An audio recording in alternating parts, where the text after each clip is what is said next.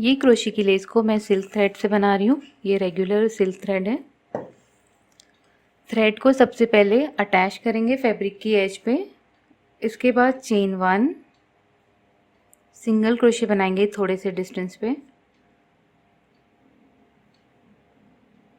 अब हमें चेन 4 बनानी है।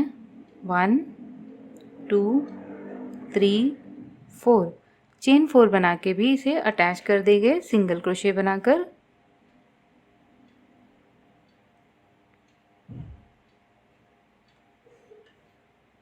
अब सिंगल क्रोशे बनाने के बाद हमें इसे टर्न करना है।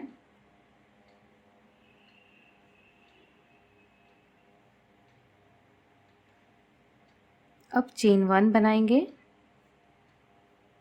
ये जो चेन 4 स्पेस है इसमें हमें 7 डबल क्रोशे बनाना है। 1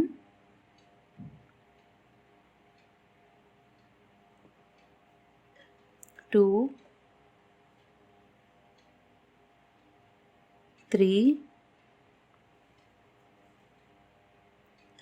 4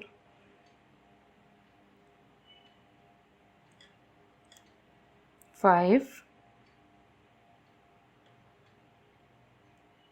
6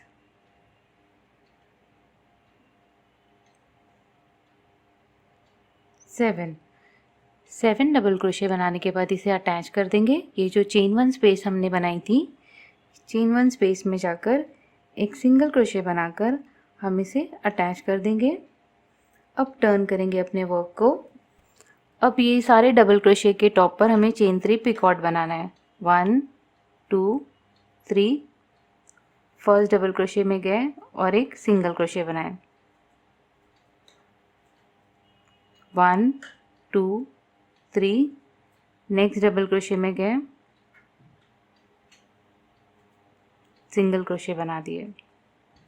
चेन 1 2 3। नेक्स्ट डबल क्रोशे के ऊपर सिंगल क्रोशे। चेन 1 2 3,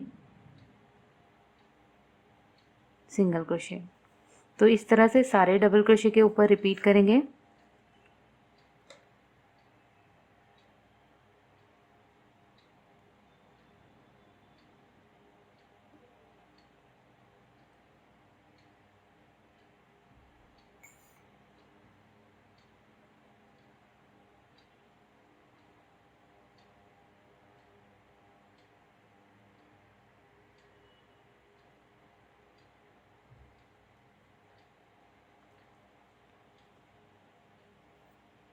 इस तरह से हमने इसके ऊपर पिकॉट की रो बना दी है। अब इसे अटैच कर देंगे इसके डिस्टेंस के अकॉर्डिंगली कि कहाँ तक ये जा रहा है ये शेल।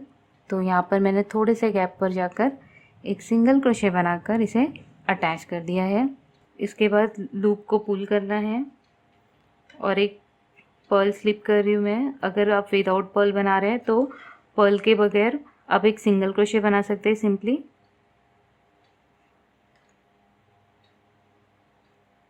तो इस तरह से मैंने पर्ल को अटैच कर दिया 1 सिंगल क्रोशे से। विदाउट पर्ल के बनाने के लिए सिर्फ सिंगल क्रोशे आप लगाएं। अब ये देख सकते हैं कितनी ब्यूटीफुल शेल लग रही है। अब फिर से हम सेम कंटिन्यू करेंगे।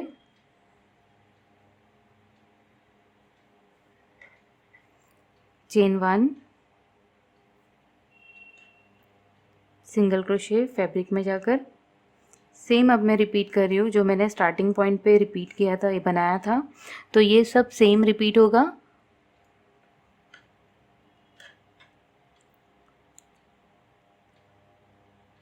चेन 4, सिंगल क्रोशे फैब्रिक में,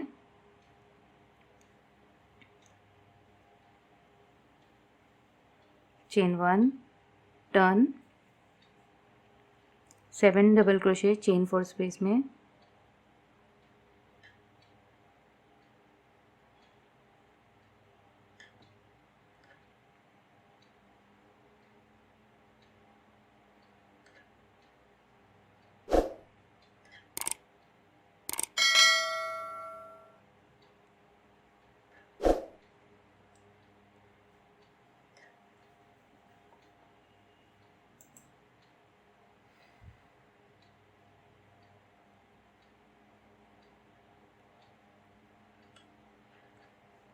7 डबल क्रोशे बनाने के बाद इसे अटैच कर देंगे।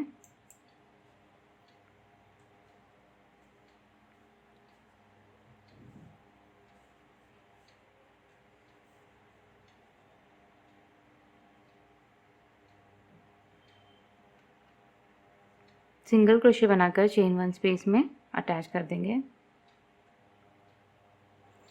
अब टर्न करेंगे और हर डबल क्रोशे के ऊपर एक पिकॉट बनाएंगे हम चेन 3 से।